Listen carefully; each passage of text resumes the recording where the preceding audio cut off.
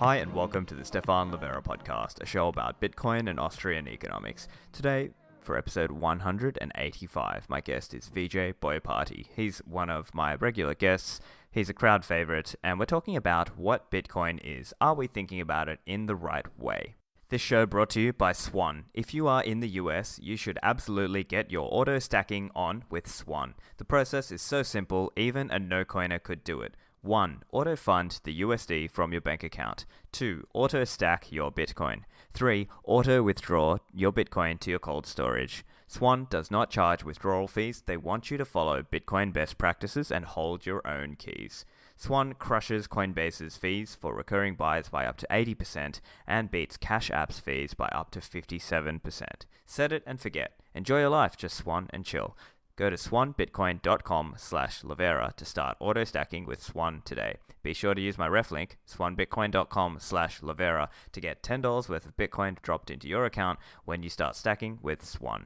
Have you looked into Bitcoin Lessons? It's an application done in the Duolingo style that you learn about Bitcoin based in little quizzes and lessons, and you can do it in 5-minute intervals or you can sit down for hours. And so this is great for you if you'd like to learn about Bitcoin, or if you have a new coiner or pre-coiner friend who you want to try and teach them about Bitcoin. Well, this is a great option. You can find it at bitcoinlessons.org.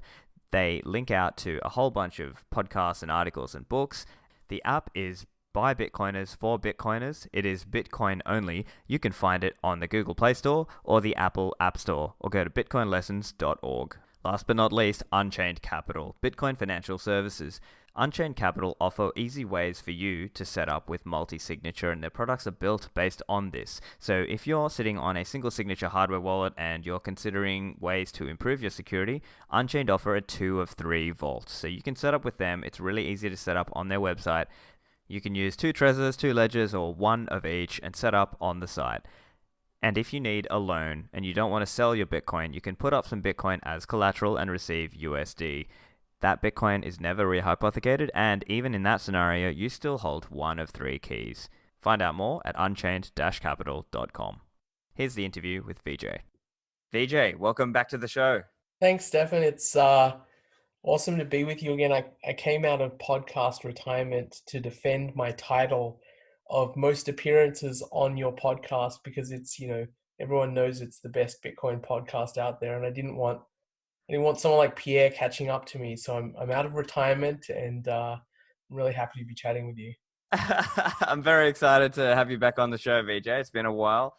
So listeners, I'm sure if you're a regular listener, you know Vijay very well. Those of you who do not, Vijay is very well known, particularly in the Bitcoin world, for his article, The Bullish Case for Bitcoin. So Vijay, we've got to talk a little bit about this question, because people are reassessing this question of what Bitcoin is. Is it a payment rail? Is it a burgeoning new store of value and new monetary asset or commodity, if you want to think of it that way? Now, you posted a thread on this recently, and it'd be great to explore some of this question of what exactly Bitcoin is. Yeah, definitely. And I'm really glad I get to chat with you about this, because the question of what Bitcoin is has been raging almost since Bitcoin was first created. The debate began coming to a head in about 2015, when the two main camps, which supported two very different visions for Bitcoin, actively began to argue about the direction that Bitcoin should take. And this is often referred to as the scaling debate, and it culminated in a split of the network and the creation of Bcash in August 2017. And I want to talk about this debate because the question of what Bitcoin is has fascinated me since I came across Bitcoin in 2011. So let me start by giving a very broad summary of what the debate is and what the two camps generally believe. On the one side, you had people who believed that Bitcoin was a sort of decentralized version of PayPal. It was like a payment rail that allowed people to permissionlessly transact with each other at very low cost. This group generally believed that a lot more transactional activity should happen on Bitcoin's blockchain. Because of this, they wanted the capacity on Bitcoin's base layer, its blockchain, to be increased substantially to accommodate more transactional usage, which they thought was a prerequisite for mass adoption of Bitcoin. And this crowd also generally subscribed to the economic view that money is first and foremost a medium of exchange. Now, the other side of the debate were the group that believed Bitcoin was more akin to digital gold. They believed that its scarcity and its supply schedule were modeled very closely on the precious metal, and that changing Bitcoin's block size jeopardized the credibility of Bitcoin's monetary policy. If Bitcoin's block size could easily be changed, then so too could its supply cap of 21 million Bitcoins. I was personally part of this second group, and I argued really vociferously against a hard fork in various venues on the internet and email lists and so forth while this debate was raging. This side of the debate generally held the economic view that Bitcoin was first and foremost a form of savings that should be hodled, because most of these types of people, including myself, had quickly learned the downside of spending their Bitcoins. I certainly learned about the downside when I spent 3 Bitcoins in 2014, I think it was, buying a Bitcoin ATM. I'll never forget those Bitcoins. I never got them back. So that's a brief summary of the two sides of the debate. The next obvious question is why did this debate even exist? And part of the problem that started this debate was the somewhat ambiguous use of the word cash in Satoshi's original white paper. And if you look at Satoshi's writings, he seems to vacillate about what he meant, sometimes implying that Bitcoin was like gold and sometimes talking about using Bitcoin as a payment rail. And it seems to me that Satoshi didn't fully understand the economics of what he had created. And that's totally fine. He wasn't a god, and we shouldn't treat his writings as gospel. He created something incredibly important, and it's for us to try and figure out exactly what it is. Anyway, so the group that supported the decentralized PayPal vision took the word cash in the white paper to mean that Bitcoin was supposed to be used transactionally, because that's how cash in the form of fiat is primarily used. But really, cash, the word cash originally referred to physical coins under a gold standard. What that meant then is money as a bearer instrument. And what I mean by a bearer instrument is the money itself, rather than a promissory note or credit instrument that wasn't the money but an obligation to give you the money later. So in this sense of the word cash, it's perfectly compatible with the vision of Bitcoin as digital gold.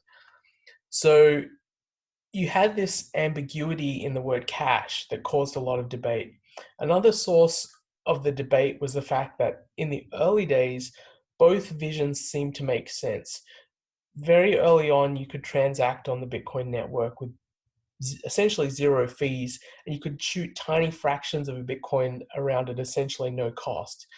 You could do this because very few people were using the Bitcoin network, and miners were happy to include zero fee transactions because the miners were almost exclusively compensated by the block subsidy. And with so little usage, it didn't hurt them to add those transactions to a block. There was still block space to put in zero fee transactions. So in the early days, you saw things like Satoshi Dice. I don't know if you remember that, but it was a gambling website where every bet, no matter how small the bet was settled on the Bitcoin blockchain. In a way, it's kind of insane to think about Bitcoin's blockchain being used that way, but it was possible because the community of users was still so tiny. The vision of Bitcoin as digital gold also made sense in the early days too, because those who held their Bitcoins saw the value of those savings increase substantially over time, which is exactly what you would expect with a fixed supply precious metal that's being adopted as a store of value.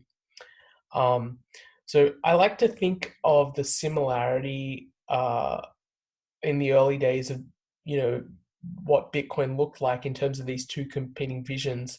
I like to think of it in terms of an analogy. Um, and I tweeted about this, and I said many animal species look very similar in their embryonic form, but encoded in their DNA are rules that will eventually show you how different these species are in the fullness of time. And I like to go with this analogy because I think if you look at Bitcoin's DNA, the software that's used by nodes running on the Bitcoin network, and the consensus rules that are encoded in this software, then you really begin to understand that only one of these two competing visions actually makes sense. Um, so let's talk a little bit about consensus rules.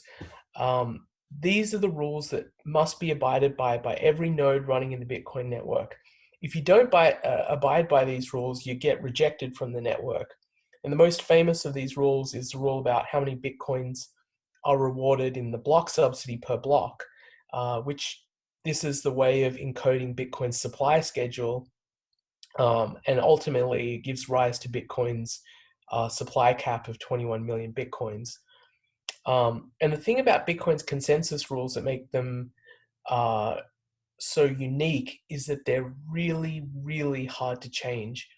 A consensus rule cannot be changed unless almost every node on the network decides to change the rule at the same time.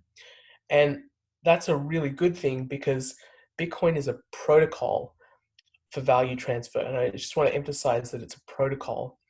I kind of like to think about it as being similar to power sockets, which are a design protocol for how electrical devices should be connected to power sources.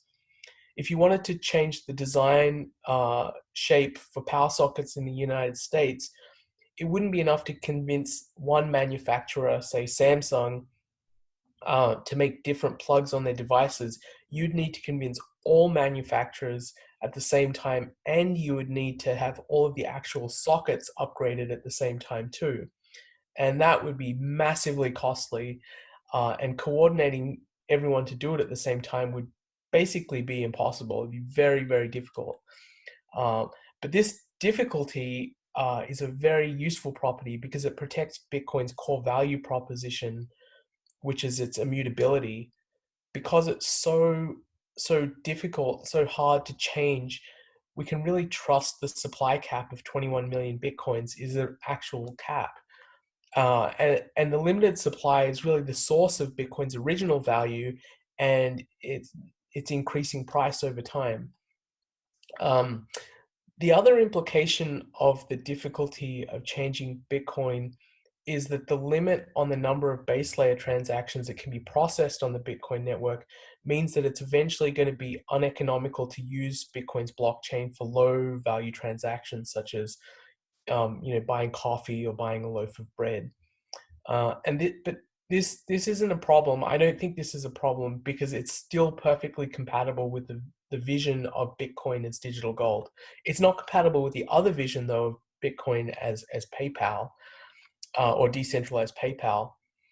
And what you'll see is that Bitcoin will become used for very large scale value transfers, such as settlement between financial institutions. For instance, banks today have thousands of customers who send money between these banks every day, and the banks settle the full value of these transactions with each other at the end of the day. Um, those are the kind of transactions that Bitcoin will ultimately be used for.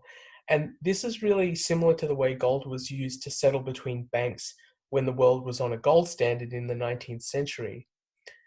The benefit of using Bitcoin instead of gold, though, is that Bitcoin avoids some of the really big disadvantages that come from gold's physicality.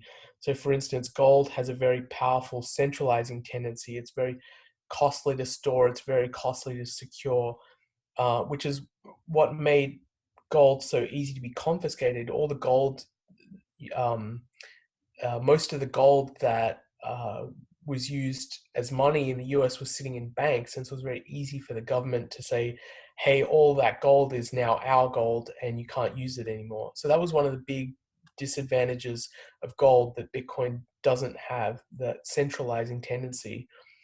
The interesting thing about the idea of Bitcoin as a monetary base in the same way gold was a monetary base is that at its current stage of adoption, you have lots of people who own like pretty large chunks of the monetary base.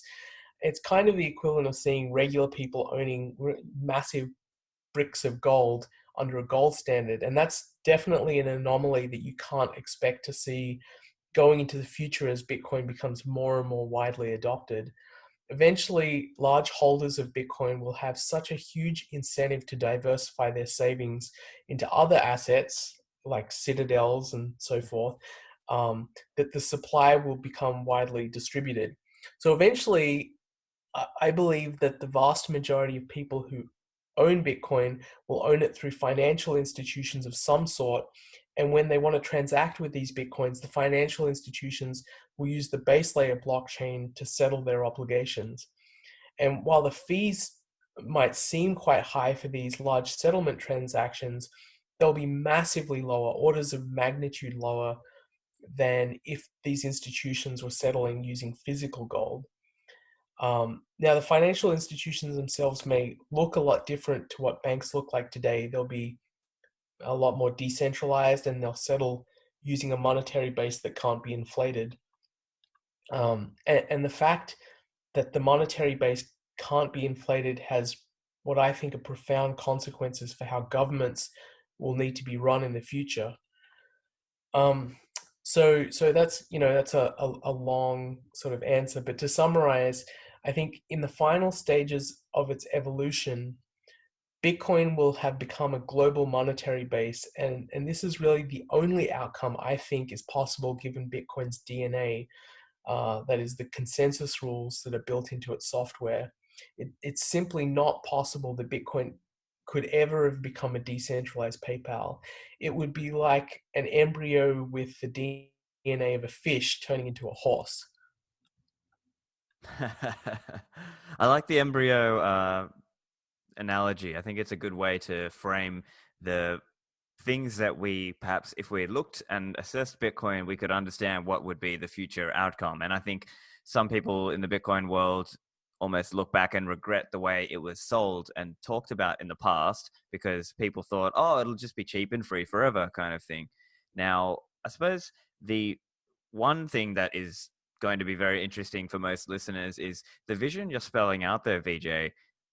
It might, well, it seems to necessitate a large amount of custodians and custodial use of Bitcoin. Do you believe it implies a custodial future for many Bitcoins held by basically these Bitcoin banks? Or do you see it like there may be some in between where, let's say, people are able to operate in a non-custodial manner?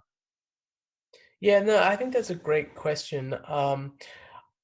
I sort of see the future as this sort of semi-custodial, um, these semi-custodial relationships forming where Bitcoin is great in that because it's programmable, you can have these relationships where you have multiple people controlling the Bitcoin. So you can use multi-sig and you can do all sorts of fancy stuff that um, you can't do with gold and you can't really do with dollars either. So I don't see it existing exactly as it does now, but I do think, I mean, I would just say if you consider the supply of Bitcoin, 21 million Bitcoins, and you look at the world's population, 7 billion people, if you divide that, what you find is the amount of Bitcoin once it's, if it ever gets fairly uniformly divided amongst the world's population, is a very, very small amount of Bitcoin. And it's an amount that um, it doesn't really make sense to be transacting on the blockchain. The fees of transacting that small amount on the blockchain would just be really uneconomical. You'd be losing, 5 to 30% in fees to transact on the blockchain. So I sort of see these other arrangements arising, which I can't fully envision, but because of Bitcoin's nature, I think there's going to be some really interesting things that get developed, and you'll have a combination of multi-sig and people using Lightning. But I do believe that there will be a lot more custodial usage, it just won't look exactly the way it does now with banks. Right, and I think just off the top of my head, I think that number is approximately, if you divide it by like whatever 7 or 8 billion, I think it's something like 300,000 sats or 300,000 satoshis, which I guess at today's prices is something like $30 US or something like that, right? Like it's tiny, right?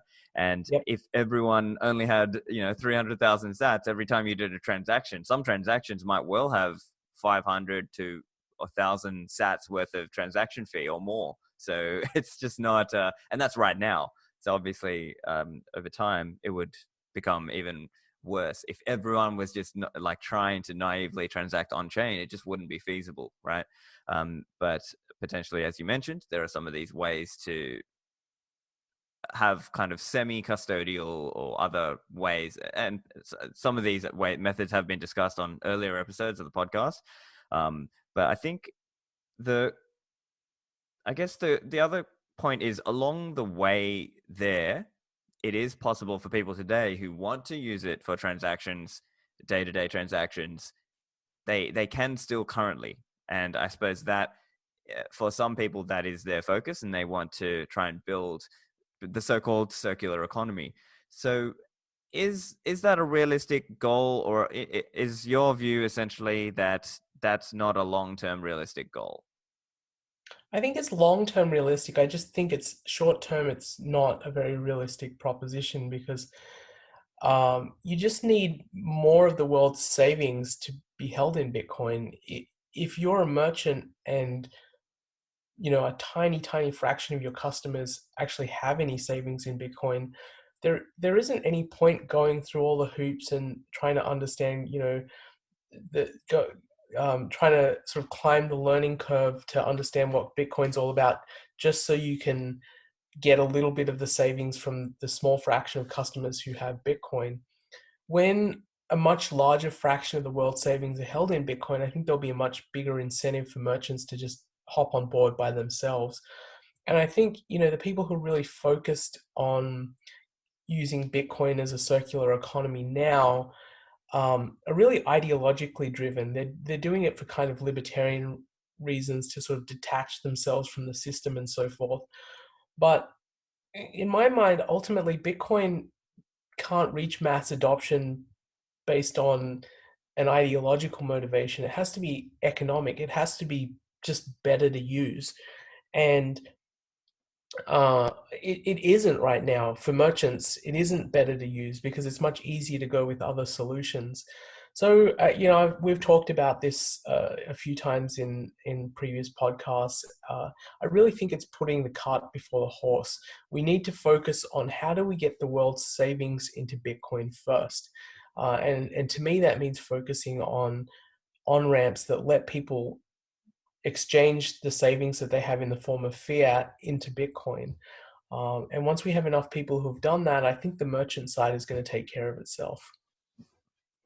Got it. And another implication as well is the world's current taxation laws, right? So CGT, capital gains tax laws, often for people who are operating on their real name. Now, it's a different story if somebody's operating in a more private way, but if somebody's operating on their real name, CGT laws arguably stop that person or make it more difficult for that person to spend.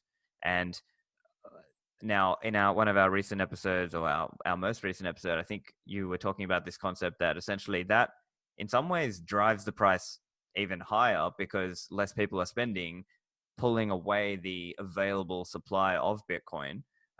And so I guess that thesis and that idea is that Bitcoin price will rise eventually. And then over time, this is a longer term thing, that it may essentially deny the state the ability to have cheap debt funding. So do you agree that that's potentially the way that thesis plays out, or do you have another idea on how that would go? Yeah, I think the pool of savings moving into Bitcoin really does deprive governments of their ability to fund themselves. And I kind of want to talk about that a little bit because I feel like that is kind of an esoteric economic term, and I feel like I think your listeners would be interested in sort of diving into that. So the question I'm going to pose is, what is the pool of savings? And the way I like to think about it is, you start by thinking of Robinson Crusoe on an island by himself, and he goes fishing, he collects coconuts, he makes salt by boiling water, and Crusoe consumes most of what he gathers because he's in a primitive state, living hand to mouth.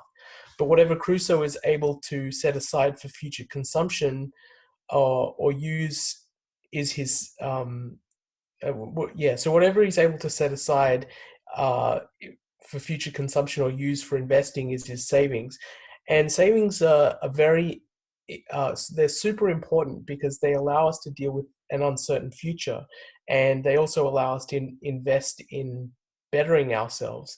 So, for example, if it happens that it rains for a week and Crusoe can't go fishing or collect coconuts, his savings allow him to survive. Or alternatively, he might choose to stop fishing for a week to invest that extra free time to building a fishing net, which will increase his productivity in fishing, and his savings really gives him the extra freedom to do that. Now, in a modern economy, we typically don't hold our savings in the form of fish or coconuts. We hold it in the form of money because it's the most liquid and easily tradable good, which allows us to prepare for many kinds of uncertainty and invest in many kinds of different endeavors. So the pool of savings is just the aggregate of all the savings in an economy. And it needs to be pointed out uh, that money is really just a representation of the underlying pool of savings. Or said another way, when you have savings in the form of money, the money represents the ability to control the underlying pool of savings in the economy. You know, things like factories and farms and restaurants and technology and so forth. Now, the problem arises when governments take control of money. Governments have the ability to create new money through inflation, which is really no different to transferring the pool of savings from the hands of the population in general to those who get the newly created money first. And inflation is really an insidious way of pilfering people's savings because it's largely invisible and most people don't perceive it's happening. Taxation, on the other hand, is much more akin to openly putting your hands in someone's pocket and taking away their money. And because it's out in the open, it has a limit because people see and they understand that they're being robbed and they push back politically. And it's always placed a limit on how much kings could appropriate from their citizens because they needed to tax when the world used gold and silver as money, um, because those metals can't be inflated. Although, you know, you can chip them away and debase them a little bit, but nowhere near like what is possible today. And it's no coincidence that the growth of the state has accompanied the century in which governments replaced sound money with fiat money. So to summarize, money is a representation for the pool of savings in an economy. And when money can be inflated, those savings can be appropriated by the state and used for things like war and welfarism, you know, both of which are economically very harmful. Uh, and an interesting thing is that money, it has different uses. It can be used as a store of value and it can be used as a medium of exchange. And you actually see in some countries two different goods taking these separate roles. So, for example, in Argentina, the peso is used as a medium of exchange, but most people prefer to save in US dollars because the rate of inflation is much, much higher for the peso. So this presents a problem for the Argentinian government that is trying to fund itself using inflation. Since the pool of savings has shifted into dollars, which they have no control over, they have a lot less power to appropriate savings by inflating the peso. So I really think the store of value use of money is by far the most important because it's the role that represents where savings are kept, and it's the use of the pool of savings in an economy that gives both political and economic power. So from the state's perspective, it doesn't matter what people are buying coffee with if they can't fund a war. So the state really wants the the store of value used to be the currency that they control because it gives them that power to appropriate savings from the population. That was a great explanation there, Vijay, and I think it really goes to the importance of savings and capital, which is in the Austrian economic. If you read Austrian economics, that's a very important concept and very foundational to how an economy grows. So I'm with you there, Vijay. I think the point where maybe some Bitcoiners might disagree, and I'm curious to hear your thoughts, is the more people go towards a custodial vision, or perhaps let's say it's a highly regulated environment, let's say it's, you know, the KYC environment, people might be wary that government may co-opt Bitcoin, let's say. So in the same way that, say, gold became very centralized into certain vaults, and then it became more easy for the government to try and co-opt the function of gold and eventually transition people off of gold into, you know, fiat money and remove the any kind of tether between gold and the US dollar. Do you see any sort of similar risk there with Bitcoin if many people use custodial services or use highly regulated services? Yeah, absolutely. I mean, I'm not gonna sugarcoat this. It's definitely a risk. Anytime you have savings being managed by a custodian in some way, it presents the risk of appropriation because governments, you know, have guns and they can knock on the door and say, "Give us the savings." Mitigate this a little bit. Like you can sort of distribute control much more easily with Bitcoin, so a custodian only has a part of the control. Um, so I'm not gonna deny that this is a risk. I just sort of look at what Bitcoin is, and I look at its fixed supply cap, and I look at the eventual increasing cost of transacting uh, Bitcoin on the blockchain, and I kind of think that it's inevitable that Bitcoin fills this role as a monetary base. Now, given those downsides that I acknowledge, I still think it's incredibly important. If Bitcoin becomes the world's monetary base, I think that alone, a monetary base where people can keep their savings that can't be inflated away, I think that is so, so important. It will literally change the way the world works, and the ability for governments to fund warfare and like I said, welfareism and things like that. So, you know, in the beginning, people thought of Bitcoin as this really cool tool to anonymously buy illegal drugs, and you know, a lot of them were disappointed because they've learned that it doesn't really fulfill that anonymous medium of exchange role with this very sort of hyper libertarian cypherpunk ideology. It doesn't satisfy that very well, but I personally think it satisfies something much more important, which is that um, savings of people around the world cannot be debased as easily, and that filters on to so many different aspects of uh, an economy and culture and different aspects, societal aspects that are very, very important. And so I think Bitcoin becoming a global monetary base doesn't remove all risks, but it does something very, very good for the world. Right. And so I guess put in other words, and I think I saw an interesting hypothetical by Safety a little while back. He mentioned this idea of, well, imagine every Satoshi in the world was KYC'd. In that world, would you still accumulate Bitcoin? And for me, I think I still would accumulate Bitcoin because I think even in that world, it would still deny a lot. It would still basically enable people to save outside of government influenced money or government inflated money. And so I guess what I'm kind of going to there is that for some people who want to be part of the so-called Bitcoin circular economy and they want to earn Bitcoin and spend Bitcoin, you know, fine, you can do that right now. But even if you are merely holding Bitcoin, that's still part of this overall journey and transition away from fiat money, wouldn't you say?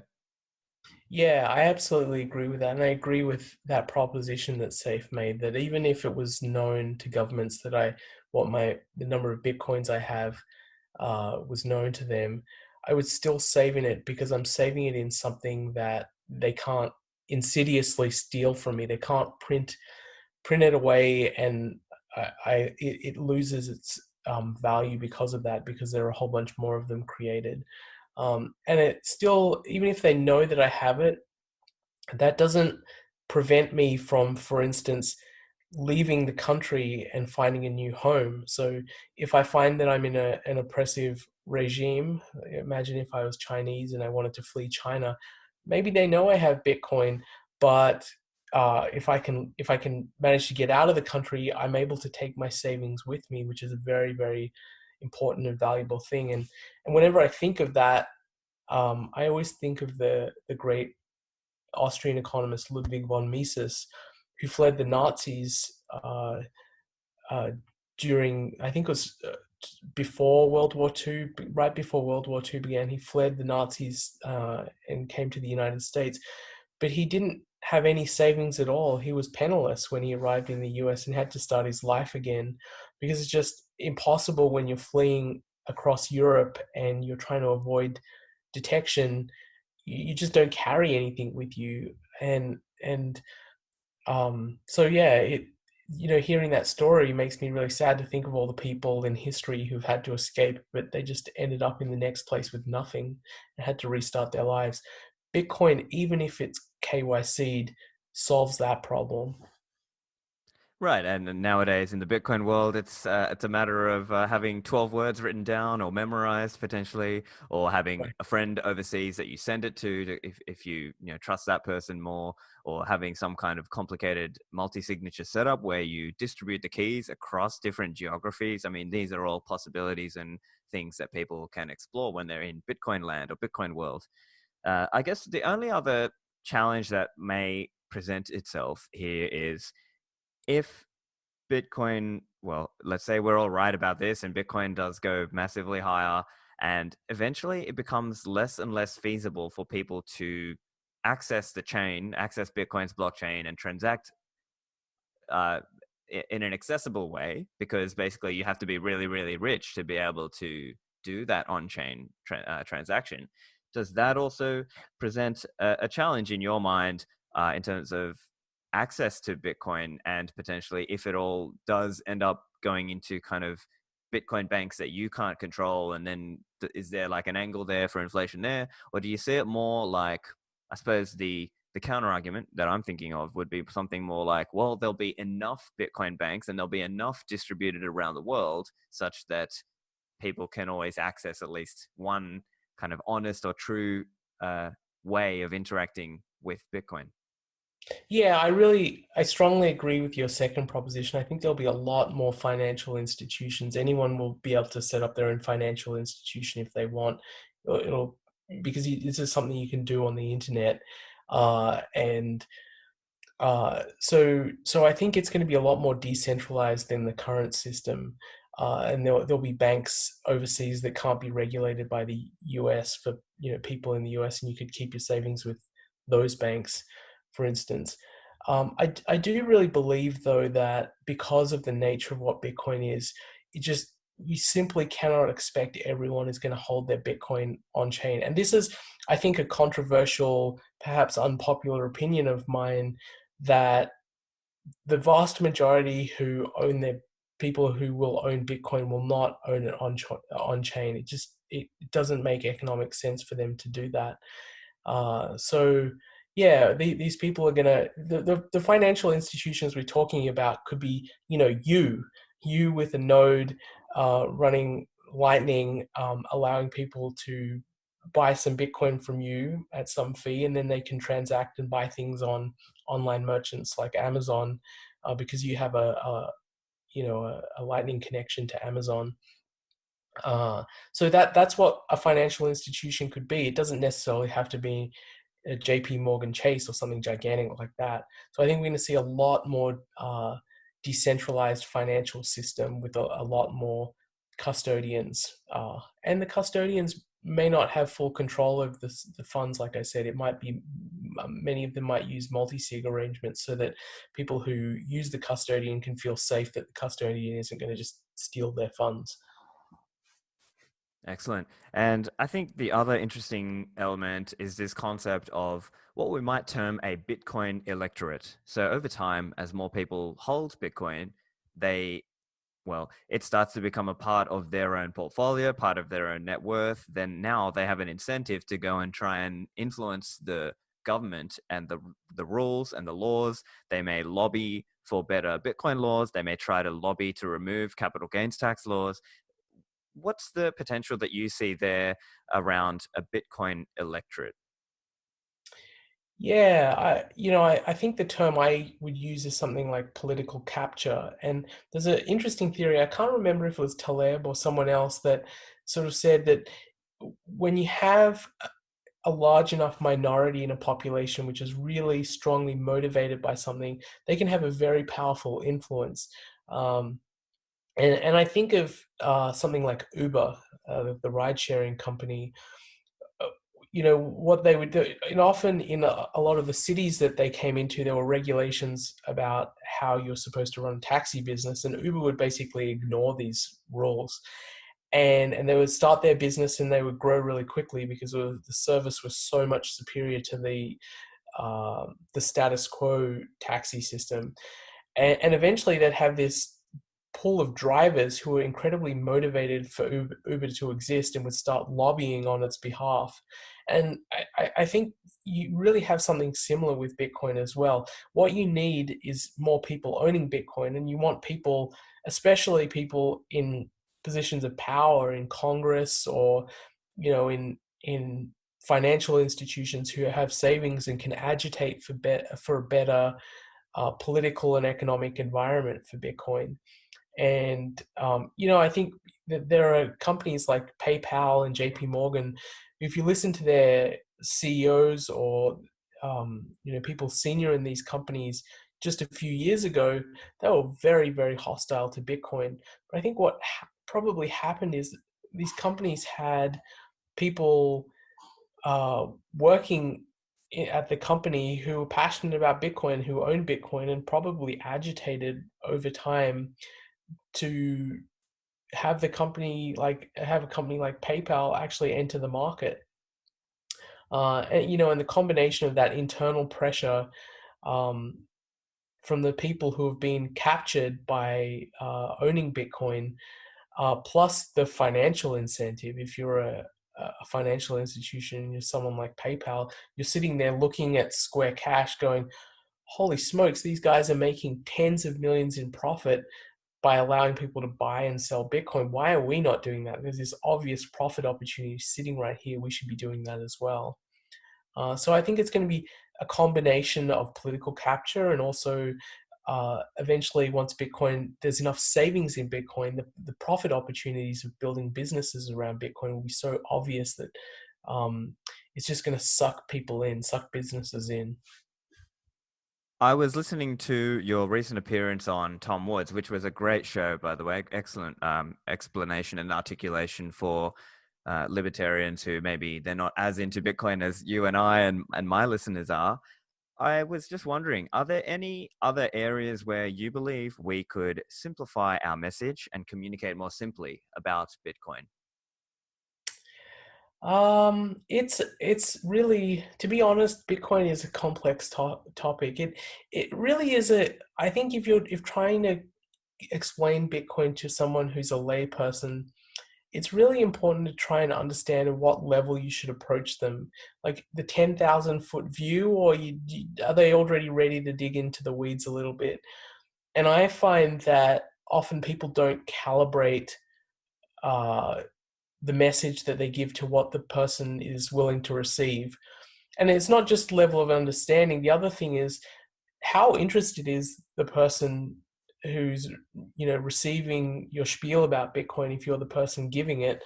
And I have a thread on Twitter about touch points and how often it takes multiple touch points for people to really appreciate that this thing is significant. They need to have heard about it, 3 or 4 times before the light goes off, and they're like, hey, I've 3 or 4 of my friends have told me about this, maybe you should actually think about it. But in terms of specific things that we could improve upon, I don't have one in mind. I just think we've got this army of people who are so passionate and so motivated about Bitcoin, that you have people explaining various aspects in their own way, and so there's this division of labor of people just putting out fantastic content. I've only written I'm a little embarrassed, I've only written one article about Bitcoin. And actually, that's not true. I wrote a second one about Bitcoin and taxes, but no one has read that one. um, but you have all of these people out there. You've got people writing children's books. You have people writing, Austrian treatises on Bitcoin, like Safe's incredible book, and you have everything in between.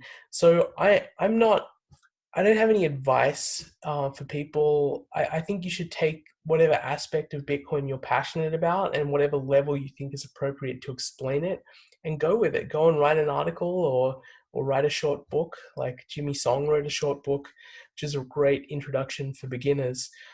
I think he wrote it with Alex Gladstein as well.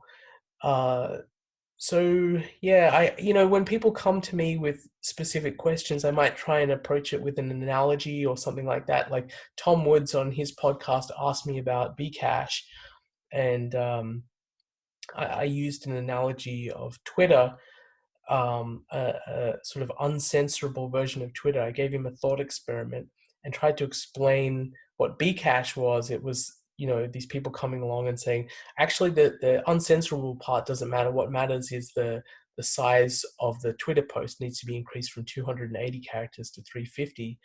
And sometimes thinking about it in terms of an analogy like that, you see, well, that's pretty absurd. Why would you give up such an important property, this uncensorable property, just to increase the size of the Twitter post? So I don't know. Maybe that's one that I wanted to tackle, which was why is Bitcoin superior to Bitcoin Cash? I was so passionate um, during the scaling debate about Bitcoin not increasing its block size, because I personally would have abandoned the whole thing. I wouldn't have wanted to be part of it. I wouldn't want to keep savings in Bitcoin had there been a hard fork and consensus moved to a larger block size. I think the whole value proposition of Bitcoin would have been completely torpedoed. So that's an area that I wanted to dig into, and it's also why I wrote this recent Twitter thread on what Bitcoin is, because I've had a strong vision for what I think Bitcoin is from pretty early on. Like I came across Bitcoin in 2011, and it almost immediately struck me as, hey, this is gold except with teleportation built in. I didn't fully grasp all of the different aspects. I think by 2013, I had a pretty full picture of what I thought it was. Basically what I wrote in my article, The Bullish Case for Bitcoin, I've understood that perspective since 2013. And there's been a few extra nuances that I've sort of learnt since I wrote that article. And I think Safe's writing has influenced me a little bit to think of Bitcoin as a really great vehicle for settlement, and a really great collateral asset, like something that you post to a financial institution as collateral to be able to do other financial transactions is really, really good for that. Yeah. So sorry, that was No, that that's was a great. I think that rambling those are. answer. I think for me, I would summarize that the main lesson for listeners is essentially calibrate your message for the person you're speaking to, right? Meet the other person where they are at, right? Like if they're not a tech savvy person, don't launch into some super technical explanation about blocks and whatever. Just give them a simple high level. Okay, hey, this is like digital money, right? That's, digital gold is a helpful analogy, essentially. Right. Yep. I'm also interested to ask, so listeners, check out, if you haven't already, check out episode 40 with Vijay, where we explore one of Vijay's earlier articles, why credit deflation is more likely than mass inflation. I'm wondering, Vijay, if you have any updated thoughts on that in our current environment? Which scenario is more likely? Are we likely to see a similar story in terms of asset inflation and not much in terms of CPI, consumer price inflation? Yeah, there's this. I wanted to do a tweet thread on this actually, and sort of bring out my old article which I wrote in 2010. And there's this meme that's been going around, very popular meme that I think is really cool meme. Money printer go brr. Uh, but I actually think, to be honest, I think that that meme is really misleading about how inflation works and what the Fed is doing. And if I was to say anything, I would say that we are in a massively deflationary environment right now, and the Fed is doing everything it can to prevent massive, large-scale deflation. Because if you think about how money is created in our current credit money world, money only gets created when banks lend into an economy. And when they lend and they create a loan, if that loan gets defaulted on or doesn't get paid down, that is a form of deflation because number one, it causes a capital loss for the bank, which makes the bank less likely to lend. It reduces their lending power. And banks, if they have a reduced desire or capacity to lend, that causes deflation because as people are paying down loans, that's sucking money out of the financial system. So there's this natural tendency for deflation to occur as loans get paid down. People take money and they pay down the loan, it goes back to the bank. And if the bank doesn't lend it back out, then money is pulled out of the economy. So what you see is that given this virus situation, there are so many businesses that don't have income streams anymore and who can't pay down their loans and so are defaulting in some way or another. And that's a really, really deflationary force. And so the Fed is trying to step in and make these loans whole by giving people money and allowing people, giving people some of their income back. It's actually a relatively small amount that the federal government's giving out, but they're creating all these loan systems to backstop these loans, which there's no income stream anymore to back these loans because the people who are paying off these loans don't have jobs or don't have an income. But the way I like to think about it in terms of an analogy is that you have this gigantic balloon, which is the economy, and it's burst in multiple places, and there's air just like flowing out of this balloon, and this air flowing out of the balloon is kind of all the income streams that are no longer being paid, and so it's contracting incredibly quickly, and the Fed is like blowing into one hole trying to keep the balloon inflated, but that's really, really hard to do. And it's a little bit confusing because the stock market has been just increasing like crazy since the Fed created all of these programs. But I think that's kind of misleading. I think if you look back at this a year from now, if this virus is still causing governments to shut down populations and there's still large scale unemployment, I think we're going to fall through the floor. I think this environment is as deflationary as or close to as deflationary as the Great Depression was. So we've got a lot of actual credit deflation on the horizon then. Yeah, that's my view. Yeah, and it really, honestly, I gave that analogy of the Fed blowing into a huge balloon trying to keep it inflated. It really depends on whether they allow the economies to open worldwide, and if they don't, then I think it's going to be very hard to avoid massive credit deflation. So it's really a question of political will, and in democracies it's very hard to do the right thing because you have this short-termism where people don't want to be perceived to do the wrong thing, so they do what they think is the safest thing, even if that is long-term harmful. And if it means like hey, I want to be the person who doesn't get people killed, then I'm going to shut down the economy, even though a year from now that means that all of these people are going to have no savings and are not going to be able to pay down their loans, and I'm going to have to deal with mass unemployment. I'm going to do it now because if I open up the economy and a few people die, then I'm going to look really bad. So it really is a matter of how governments around the world handle this. I get the sense that this is going to play out for a lot longer than people think, and that we're going to be in this sort of semi-depression for at least a year or 2 years more. That's unfortunate. And also, I know we've only got about an hour. We've only got a little bit of time left, but I thought just while we've got a few minutes, I think it'd be good to get your thoughts on this whole CHAZ, this so-called Capitol Hill Autonomous Zone. As I know, it's in your area, right? Yeah, I actually live in Capitol Hill. So, look, has it been very confronting? Are you concerned about it, or is it just kind of like they're off and doing their own thing? Well, the neighborhood I live in, Capitol Hill, is a pretty large neighborhood. I live on the more suburban side, which is mostly just houses and a park and families. The other end, which is a bit more built up and commercial, is where the CHAZ is. And so honestly, it doesn't affect me personally too much, but it is very jarring.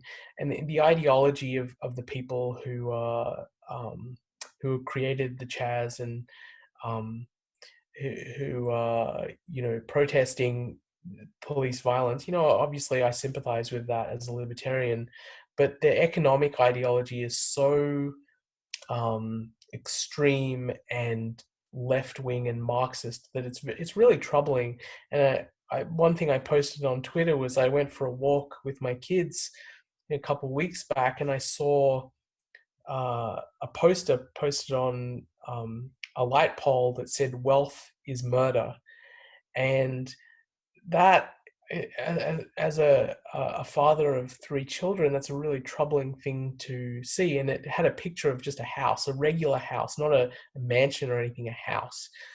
um, and my parents escaped India to escape that kind of ideology. They were looking for opportunity, and they moved to Australia in the 70s because India was an incredibly socialist place with very little opportunity back then. Um, and to see that ideology in America and that close to me, just I find it very, very troubling. And I really hope that people will eventually learn the lessons of history and learn that you can't have prosperity and you can't have freedom without capitalism.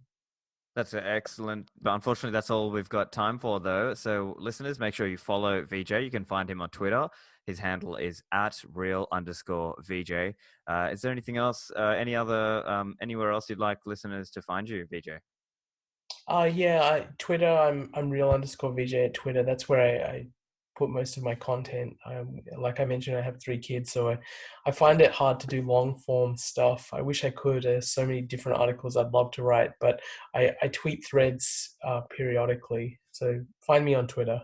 Awesome. Well, thank you very much for joining me, Vijay, and I look forward to next time you join me on the show. Thanks, Stefan. It was great hearing from you. I hope you enjoyed the show. I really enjoyed chatting with Vijay after a while. Find the show and subscribe by searching Stephan Livera Podcast on your podcast application or Spotify, or you can find me on YouTube also. My website is stephanlivera.com, and the show notes will be stephanlivera.com/185. That's it from me. Thanks, and I'll see you guys in the Citadels.